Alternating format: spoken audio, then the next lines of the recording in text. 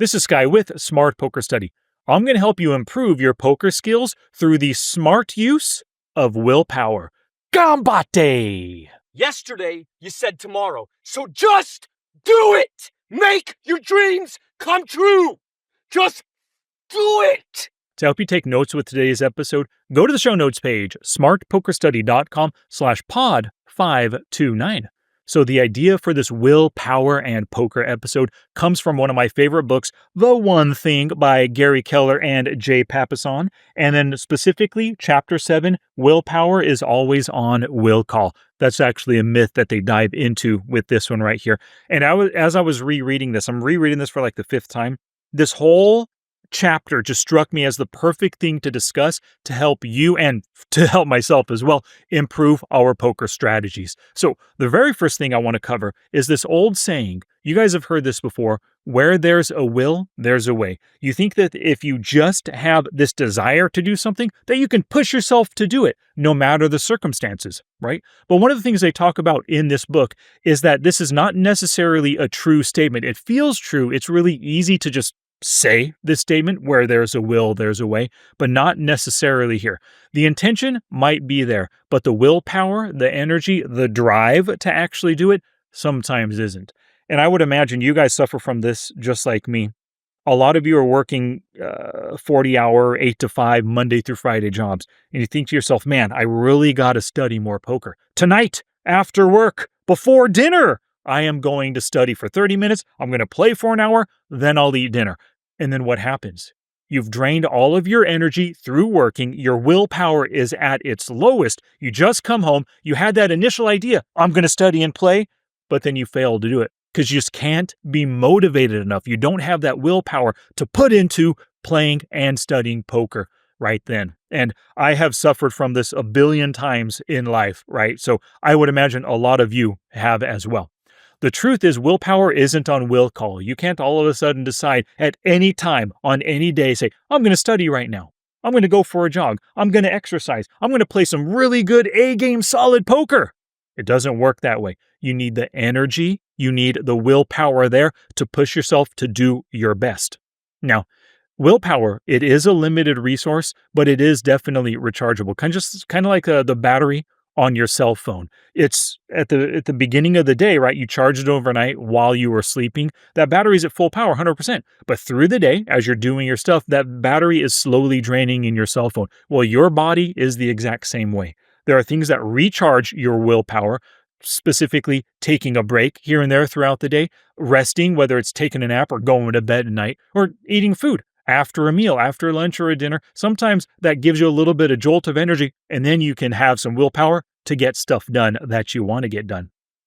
So when you have your will, you get your way. That's a better saying than where there's a will, there's a way. When that willpower exists, boom, you can do those things that you know you need to be doing.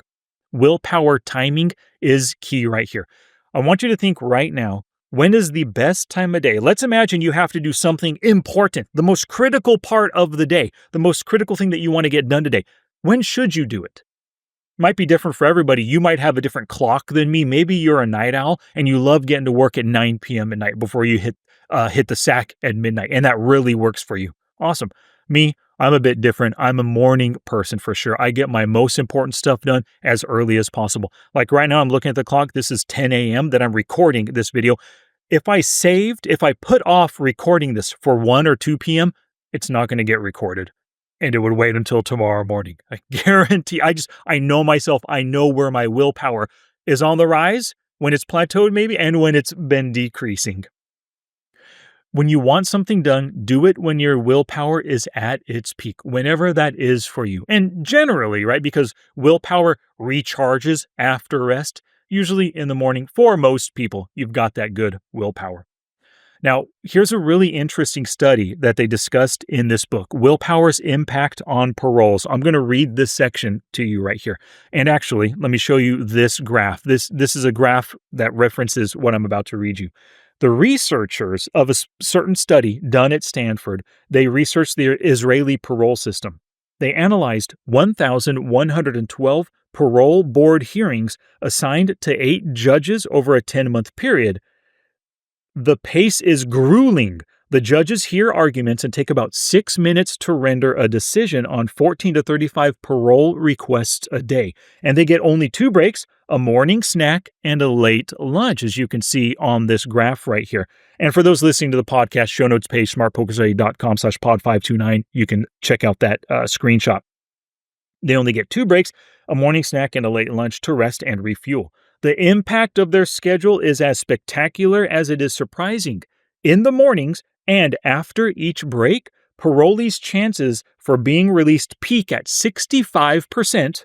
Remember, that's when probably the judges or the people making the decisions on parole have the most willpower. They're rested. They've got some food in them, that kind of thing.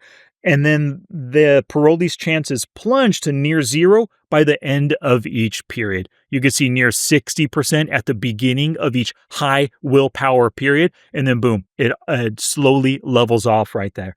Really interesting way to really study how willpower works, because we fall back to default when willpower is low. When you're tired, you're distracted, or you're drunk playing poker, well, that's just going to be C game play. And when those things are in place, you're not even going to want to study. And if you do study, it's probably half-assed, super quick, ineffectual study time, right? And if we think about resorting back to default, if we think about the study done in Israel with these people judging these parolees, it's obvious these people are in jail because they were found guilty of a crime. They're serving their time, and now they want to get out. But they've already been found guilty of a crime. By default, if you don't have the time to think through, you don't want to think through all the factors of a decision for somebody's parole, you're going to say, well, they were guilty of a crime before. They should probably remain in jail for their full duration. No, 0%. Stamp that puppy, send him back, right? That's default right there, because you're dealing with criminals, convicted felons and whatnot. Well, remember, in the mental game of poker, we revert to our level of unconscious competence at times of stress, anger, fear, being tired, distracted, all that stuff. So it's really interesting when your willpower is low, you just default back to you fall down to your default setting. And for a lot of us, that's just C game play, where we make calls where we shouldn't. We raise when we shouldn't. We bluff when we shouldn't. We fold when we shouldn't. If we had actually read the situation, we realize our hand is ahead, right? So that's why willpower is so critical right here. You want to be above the level of unconscious competence. You want to be able to think through, make proper reads and proper plays that exploit those reads. So here's the main lesson we need to take away from all this. Do poker at times of high willpower.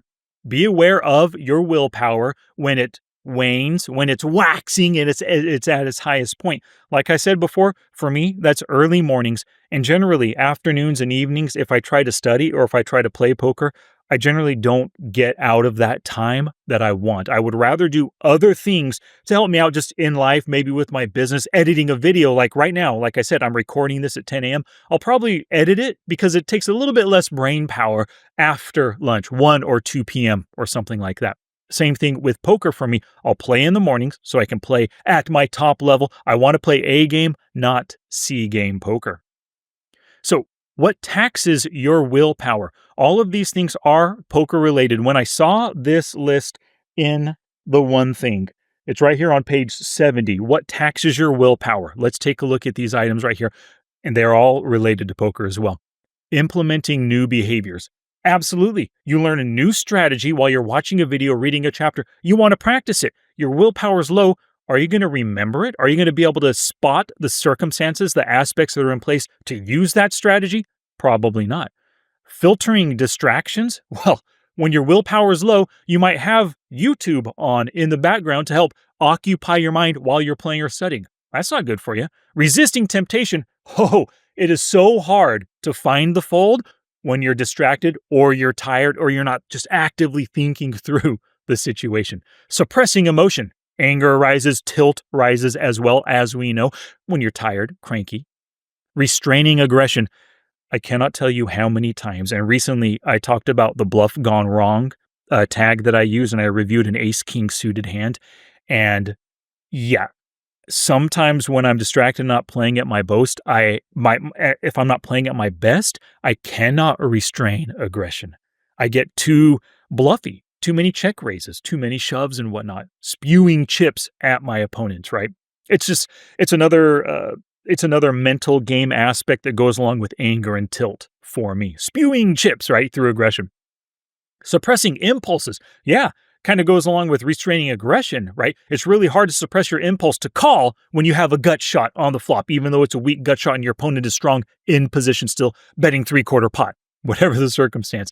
Taking tests. Now, poker isn't a test, but not a test in the sense of school, right? But it does test your conscious competence and your unconscious competence. You need to be making proper reads and great plays all the time. Poker is, while it's a game and it's fun and we're making money, it is a test of your skill level. Trying to impress others. Yeah, how many times especially for a lot of you live players, you're playing with other people around you at the table and you want to impress them and you get aggressive and you try bluffs. You want to win pots by bluffing. As soon as you win, you show your hand. Well, sometimes that's going to lead you to bluffing and making bad plays at times when you shouldn't. You try to hero call down with an ace-high hand on a board with 4 to the straight and 3 to the flush. You should have known that he had the hand, but you had to hero call because you wanted to show off that you're making great reads and whatnot. Coping with fear. Yes, we all have, not we all, but we can have fear at the table, especially making maybe very expensive plays or calling down big plays when you're fearful of losing those chips and you can't actively, with willpower, think through the situation. Put your opponent on a range. See how that range interacts with the board. Your fear might just cause you to fold when you necessarily should have called. Also, doing something you don't enjoy can tax that willpower. A lot of you watching this, you know you need to study, but you don't necessarily enjoy the studies. So when you start your session off with 30 minutes of studying, and especially if you just don't enjoy studying, you don't like looking through hands, you don't like trying to find your mistakes and whatnot, you just want to play poker, if you're actively trying to force yourself to study a habit that you're trying to develop and you don't enjoy yet, yeah, you're going to drain that willpower. So if you're going to play your session directly afterwards, you might not play as well. So be aware of what things that you're doing in your life, even when your willpower is at its peak in the morning. If you don't like studying, that could sap that willpower, lead to worse play. And then lastly, selecting long-term over short-term rewards. And this kind of goes along with that other idea of studying, taking away your willpower because you don't enjoy it. You know, in the long run, you need to study. So you force yourselves to study, maybe when you're not necessarily prepared to study, when you're not going to be able to get the most out of that study session. And so that saps your willpower more. And then you choose to play afterwards. Boom, crappy C-game poker. Alrighty, now it is time for you to take action. Step number 1 is like the video if you like the video. Comment with your willpower peak time and subscribe for more, please. And then step number 2, do your poker at your time of peak willpower for maximum improvement. Gambate!